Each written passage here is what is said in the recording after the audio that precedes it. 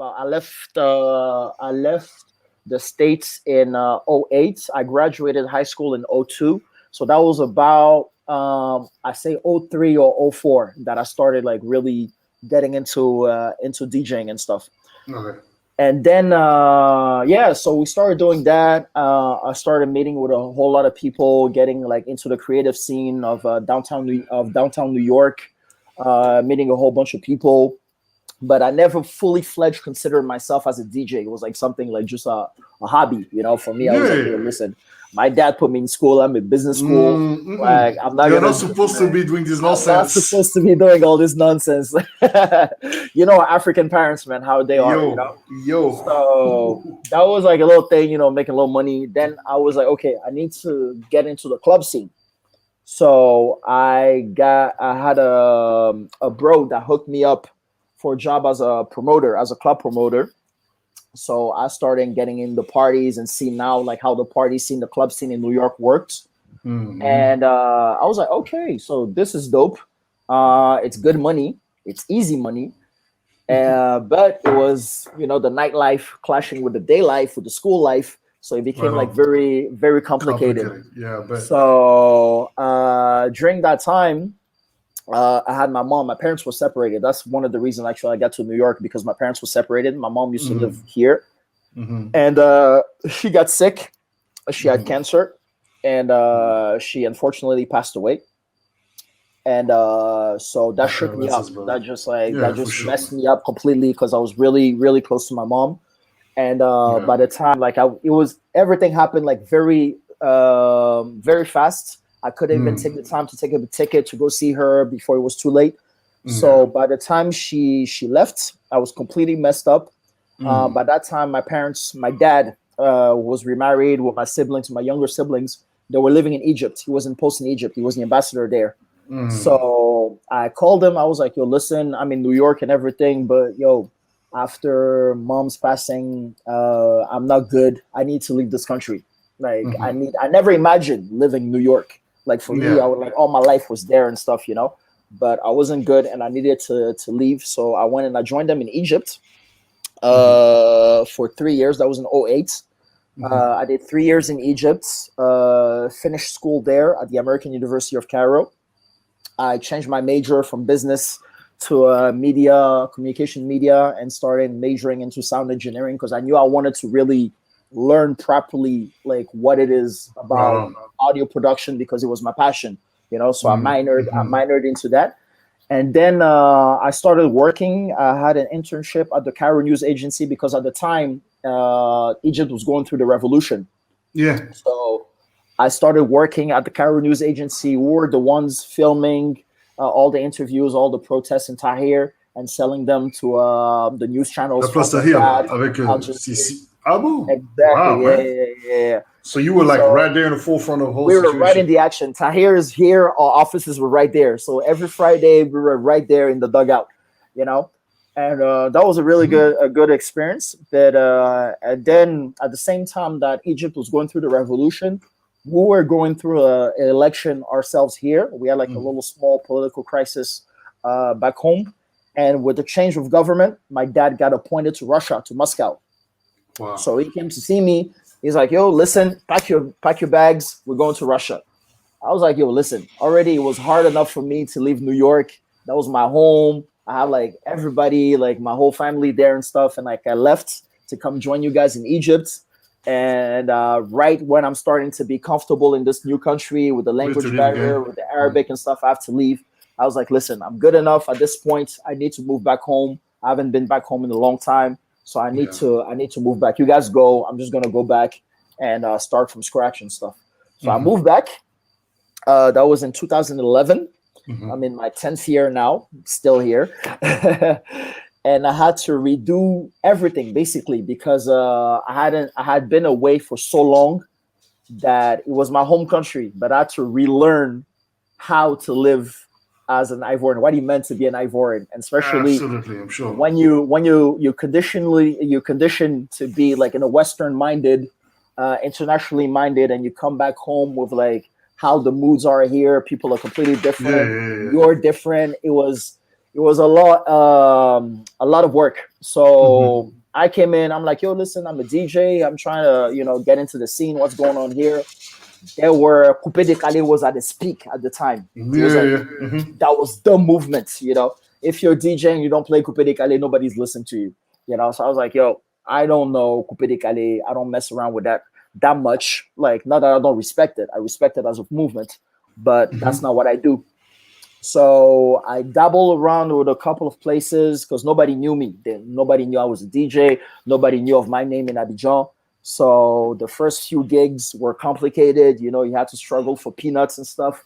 But that's the tricks of the trade. Everybody has to go through that, So let me ask you a question, though. Yeah. So as you move back to Abidjan from Cairo, financially, you've saved up. I mean, I'm asking this question, you know why? Because I think that it's important for people to get context on how difficult it is to make it as an artist. Yeah, especially even though artists who see that will know what we're talking about, but most people don't necessarily realize because they in their mind, like, you're the son of and they assume automatically that because you're the son of, you well off, right?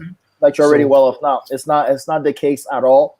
My dad, I'm extremely proud of the man my dad was and what he did in life and stuff, but we were never that like fully well off family. Like my dad worked for what he got, and he helped us out in the prospect and stuff. But like when I moved back, I literally I wasn't in a good state. Like we were clashing a lot, my father and I in Cairo, because of my musical aspirations and him trying to pursue my academic career and stuff. We're like, go do a master's and everything.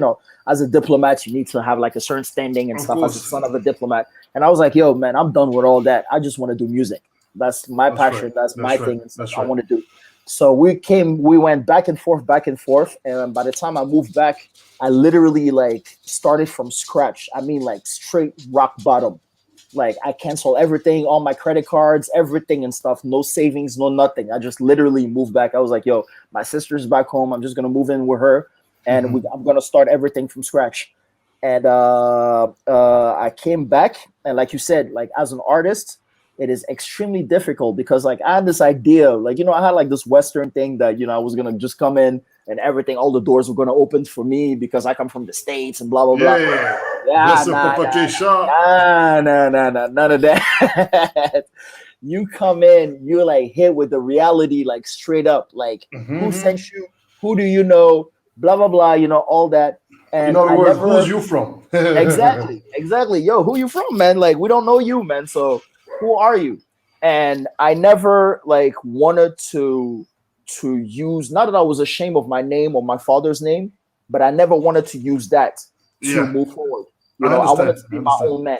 I wanted to do, if I were to do this thing, even if I had to sleep in the streets or something, under cardboard, I would do it, but I would do it under my own thing, not to use my dad's name and stuff, because if tomorrow something happens and it's bad, they're gonna be like, oh, it's the son of, and I don't want my dad's image for this legacy and stuff to be associated with that. Tainted, yeah. Exactly. So I came in and I never said my full name. I was even when people started yo, who are you, the son of who? I was none of that. I'm Charlie, man. Just Charlie, Black Charlie, and then I just move on like that. So interesting. I used to do the same.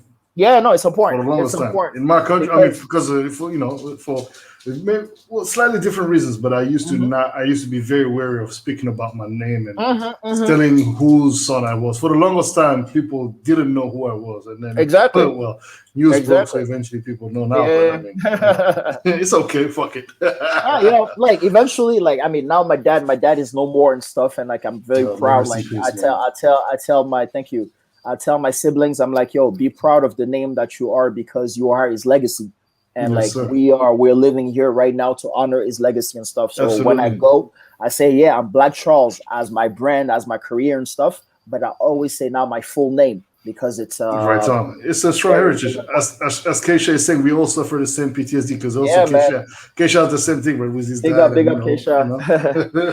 Yeah, we all go through it, and it takes us time, to really come to terms with the I'm not gonna say the burden necessarily, because it is a weight. And like when you're young, you don't fully grasp what it is to what it means to be that, to hold that. But as you grow older and you become an adult and you start living your life and stuff, you understand that, you know, like it's important to hold that, you know. So I have now like 2 younger siblings, and I make sure to tell them, I'm like, yo, always speak proudly of your name and hold your head high, because you are the son and daughter of that man, you know, and like everything that you do, make sure that they speak of you of good, because they're gonna say that you are the child of that man. You know, it's really, really, 100%. Really important. Very Carry important. the name with pride, indeed. Of course, always. Let me greet another aficionado of the show, Juliette Lee. What's up, Juliette? Good to see you Juliette. Back. It's been a while.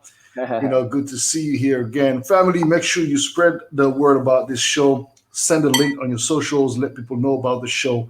And better yet, you can make donations or go get the merch. Or support the artists. Support the artist. Or, and you should not even, or you should actually go and go and follow the brother Black Charles. Black Charlie 1. Black Charlie 1 indeed. You already know. You already know. So continue. That's actually how I got the IG name, because I was thinking of names and stuff, and I was like, the one and only Black Charlie. Because every time, like my friends, my name is Black Charles. Like when I got my DJ name, it was a funny story actually, because I was thinking of a few names. I wanted to do like something very like funky and unique and stuff. And I remember back in the day when in high school, I think it was in 8th grade or something, we're going on a school trip to a camp, and the monitor was doing the roll call, and she couldn't say my last name because my last name is quite complicated, and she was struggling with my last name, and I was in the back of the bus, and I just raised my hand and I was like, hey, it's me, I'm black, because I was like one of the few black kids in the school. And everybody just started laughing. They were like, oh, and it became this thing. Now that every time I was in school, they were like, hey, black, hey, black, hey, black, hey, black. So when it came time to choose a DJ name, I was like, listen, Black Charles, simple as that. That's just so what it is. In my IG, I was like, yeah, the one and only Black Charlie, but it was too long, so I just made Black Charlie 1. So that's my IG name. So if you were to be on the same lineup as Black Coffee, it would be the dynamic duo. You know that's funny, because like when he came to town, when was this? About like a month or so ago. And I had the hookup, but unfortunately it didn't happen. It would have been like really great to share the stage with him, because I'm a huge fan. And but then after when I saw it, I was like, that I didn't actually make the cut to do his warm-up. I was like, yo, that would be good, because we have like sort of the same look. We're both bald, we're both bearded, we both wear glasses, we both have black in our names. And he would have been like, yo, who's this kid who's trying to copy me? You know? So I was like, okay, I'm just gonna go there as a fan. I'm just trying to disrespect or anything and stuff, you know. Big up to Black Coffee, man. Like he did a killer show here in Abidjan. It was a really pleasure, a great honor to receive him out here and stuff, you know. Great opportunity for the opening to the Afro house scene and stuff, you know. So I wanna continue on the story of how your beginnings, how humble they were, and how you had to hustle your way to the top, right? And now you're like one of the most thought after DJ. You and Jean Leo and a couple of other artists out there. Bonsoir Maman Dalia, bonsoir. Bonsoir, bienvenue. Sois la bienvenue, vraiment. Félicitations pour le très beau show avec Keisha hier. Vraiment, j'ai eu le regardé, Club Shadap. C'est la première fois que je regarde le show parce que Keisha fait des shows de 4 heures, 5 heures parfois. Ah ouais. Et des shows, c'est très intéressant. C'est juste que, tu vois, alors je regarde toujours les recaps. Mais là, il a le show, il a eu derrière une histoire. Il faut que tu regardes, Charles. Il faut que tu regardes. Ouais, c'est une histoire incroyable. Incroyable histoire. Papa, pardon, mettez le lien, je vais poster. Si tu laisses passer le lien là, comme ça, on va partager ça. Si. Non, en tout cas, yeah, I think it's important to really emphasize on that, because the work that you single-handedly, first and foremost, before joining the crew, or at least forming the crew that you formed, is speaking volume, because you've managed to, in the midst of doing what you did, recreate yourself a couple of times, if I'm not mistaken. Absolutely. Yeah, elaborate on that a little bit if you don't mind. So, Well, and give us timelines and time frames if you okay. can, so that we can So situate ourselves. basically, I come back in Abidjan in 2008. Now 2011, excuse me. In 2008, I was in Cairo. I left the States to go to Cairo. I do 3 years in Cairo. My parents go to Russia. I moved back to Abidjan. So at the time, since I expressed my desire to work into music, I wanted to dive into the industry. My parents and my family used their Georges, big up, Pichon is in the place. And yeah, so they use their networking and the connections and stuff to get me a job into this label, Bus Player. A big shout out to Bus Player. So I came in, tried in with them, but at the time, like I said, like I came back, I was really like, I had to be brought down to earth because I had this idea that because of my experiences in the States, not even because I worked and stuff or anything, but I knew better than anybody that was here, you know, which is a definitely rookie mistake that if it was to do it again, I would never do it. So I came in and I was like, yo, man, I'm the shit because like these guys, like, yo, they called me personally to come work in this label. So, yo, man, blah, blah, blah. And basically everybody that saw me at the office, they were like, yo, who's this kid who's going to come in out of nowhere and take our job, basically. So they shunned me like automatically. They were like, yo, man, like, no. This is not going to happen. This kid is too, like, it's too bossy and stuff, you know? So I went back. I started working on my projects, started doing my beats. I was doing like working on a few beat tapes that I posted on my SoundCloud page. Like just trying to like keep it busy, you know, like never stop, working and stuff. So unfortunately, the deal with Bus Player fell through. It didn't come through. I still give them a huge shout out. Musa and Mam, they're the big bros, the families, the pioneers of the scene over here. And then I started turning around and stuff, looking for just a place. I just needed like a one place of residency where I could sit there and like really do my sound, you know? So looking all around, I found the first bar called the Casting Bar. It was like a really tiny bar, like hole in the wall, hidden in somewhere in Vallon in Cocody. And the wife, the wife of a friend who used to work there, she was the manager. So she called me and she was like, oh, you're a DJ. I heard you brand new. My husband like spoke to me about you. And apparently, yeah, you're really eclectic and stuff. So would you like to come in and play be our resident at the bar? So that was my first residency in Abidjan at the Casting Bar. I used to do Fridays and Saturdays. I was paid peanuts again because nobody knew me and I couldn't really have like my New York rates and stuff in Abidjan. So I used to like really slave out there and stuff, like doing my thing little by little. The crowd, it was an older crowd, not necessarily like people my age, but little by little I started getting my friends. I was like, yo, listen, I have this space. I'm playing there on weekends and stuff, so come through, check it out, see how it is. And it started becoming a thing. But unfortunately, the owner of the place, who's another big bro and stuff, like I'm not gonna say his name, but he had an issue with management. He really had like bad management, and the place unfortunately shut down. So by the time the place shut down, I was like, okay, that's it. I've been in this country for about like 3 or 4 years. This music thing really, this music thing is not going about like what I hoped. I'm different from everybody. Nobody seems to understand me. Like I'm just an alien. Like I'm an alien in my own country, you know? So I was like, yo, man, I don't know, man. This thing is not working. I think I'm going to call the folks and be like, yo, okay, you were right. I'm going to try to find like a regular 9-to-5 job, you know, like be the regular old stiff that you know. That tipping point. That tipping point. And so that's 2015, right? That's about 2015 or so.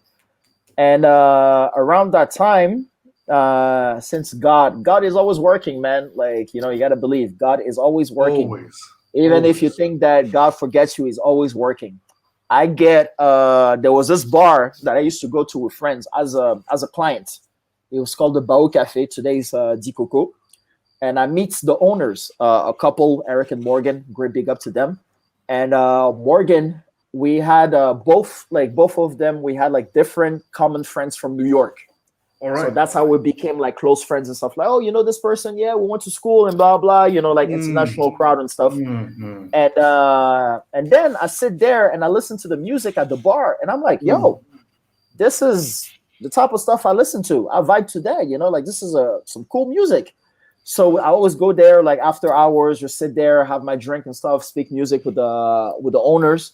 And they were like, yeah, man, you know, like if you're a DJ, we're looking for a house DJ, a regular resident DJ and stuff. And at the time, since my previous gig didn't go so well, went so bad, I was like reluctant to take another residency. For me, I was like, yo, I'm just going to do like private parties, just private clientele and stuff, but not really sit at the establishment or anything. So I always refused the proposals. I was like, nah, man, I'm good. I'm not going to do that. I'm not going to do that. I'm not going to do that. And then one day they called me like panically. They had some friends, this Belgian couple that was leaving Côte d'Ivoire. They were going back to Belgium, and they were doing the goodbye party at Bao Cafe, and they had no DJs. So they called me. They're like, yo, Charles, I know you say you don't want to play and whatever and stuff, but please come help us out. We're gonna come play at this party, please, blah blah. And that was a tipping point. That was honestly the night that changed everything for me in Abidjan.